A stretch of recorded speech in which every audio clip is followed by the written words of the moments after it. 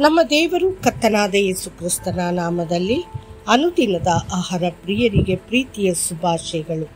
2024 June ತಿಂಗಳ 12ನೇ ತಾರೀಕಿನ ಬುಧವಾರದ ದೇವರ ವಾಕ್ಯವು, ಅವನು ತಾಯಿಯಂತೆ, ತಾಯಿ ಮಗನನ್ನು ಸಂತೈಸುವ ಪ್ರಕಾರ ನಾನು ನಿಮ್ಮನ್ನು ಸಂತೈಸುವೆನು.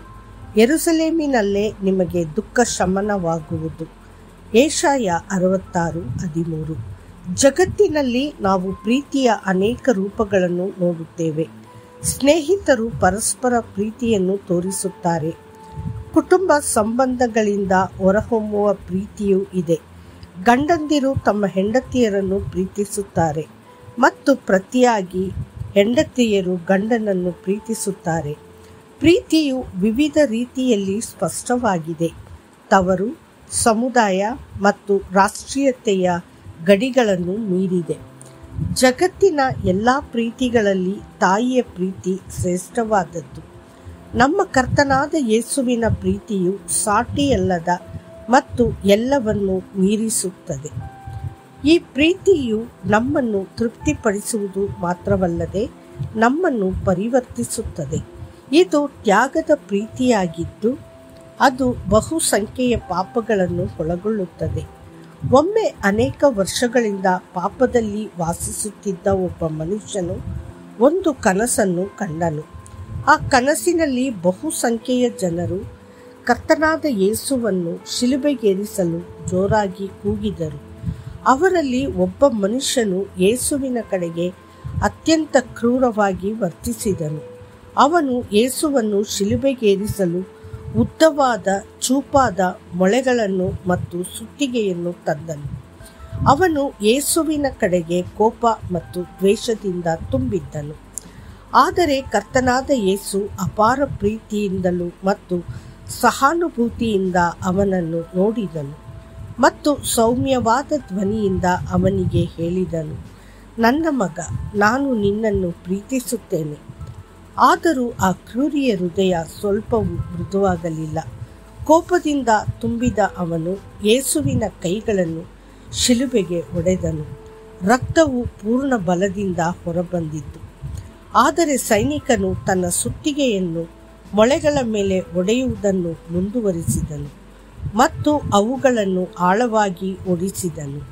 ಆದರೆ ಯೇಸುಕ್ರಿಸ್ತನು ಎಲ್ಲ ಶಾಂತತೆಯೊಂದಿಗೆ ಅವನನ್ನು ನೋಡುತ್ತಾ, ನಾನು ನಿನ್ನನ್ನು ಪ್ರೀತಿಸುತ್ತೇನೆ ನನ್ನ ಮಗನೇ ಎಂದು ಹೇಳುತ್ತಲೇ ಇದ್ದನು.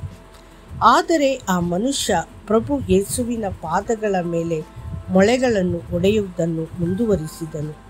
ಅವನು ಕರ್ತನ ಮೇಲೆ ಉಗುಳಿದನು ಮತ್ತು ಅವನ ಗಡ್ಡವನ್ನು ಎಳೆದನು. ಆದರೆ ಕರ್ತನು ಹೇಳುತ್ತಲೇ ಇದ್ದನು, ನಾನು ನಿನ್ನನ್ನು ಪ್ರೀತಿಸುತ್ತೇನೆ ನನ್ನ ಮಗನೇ ಎಂಬುದಾಗಿ. ಕನಸು ಕಂಡವನಿಗೆ ಇದ್ದಕ್ಕಿದ್ದಂತೆ ಕನಸಿನಿಂದ ಎಚ್ಚರವಾಯಿತು ಮತ್ತು ಕರ್ತನಾದ ಯೇಸು ಶಿಲುಬೆಗೇರಿಸಿದ ಆ ಕ್ರೂರ ವ್ಯಕ್ತಿಯ ಗುರುತನ್ನು ತಿಳಿದುಕೊಳ್ಳಲು ಅವನು ಬಯಸಿದನು. ಮತ್ತು ಅವನ ದೊಡ್ಡ ನಿರಾಶೆಗೆ ಅವನು ತನ್ನನ್ನು ಹೊರತುಪಡಿಸಿ ಬೇರೆ ಯಾರೂ ಇಲ್ಲ ಎಂದು ಕಂಡುಕೊಂಡನು. ಅವನು ತನ್ನ ಪಾಪಗಳಿಂದ ಕರ್ತನಾದ ಯೇಸುವನ್ನು ಶಿಲುಬೆಗೆ ಕ್ರೂರವಾಗಿ ಹೊಡೆದವನು ಎಂದು ಅವನು ಅರಿತುಕೊಂಡಾಗ ಯೇಸುವಿನ ಅಪ್ರತಿಮ ಪ್ರೀತಿಗೆ ಅವನು ಆಶ್ಚರ್ಯಚಕಿತನಾದನು. ತನ್ನ ಕ್ರೂರ ಕ್ರಿಯೆಗಳಿಂದ ಅವನು ಯೇಸುವಿಗೆ ಎಷ್ಟು ನೋವನ್ನುಂಟು ಮಾಡಿದ್ದಾನೆಂದು ಅವನು ಅರಿತುಕೊಂಡಾಗ ಅವನು ಆಳವಾಗಿ ಪ್ರಚೋದಿಸಲ್ಪಟ್ಟನು. ಆ ದಿನ ಅವನು ಪಶ್ಚಾತ್ತಾಪಪಟ್ಟನು ಮತ್ತು ಅದು ಅವನ ಮೋಕ್ಷದ ದಿನವಾಗಿ ಹೊರಹೊಮ್ಮಿತು. ಅವನು ಕ್ರಿಸ್ತನ ಸೇವಕನಾದನು.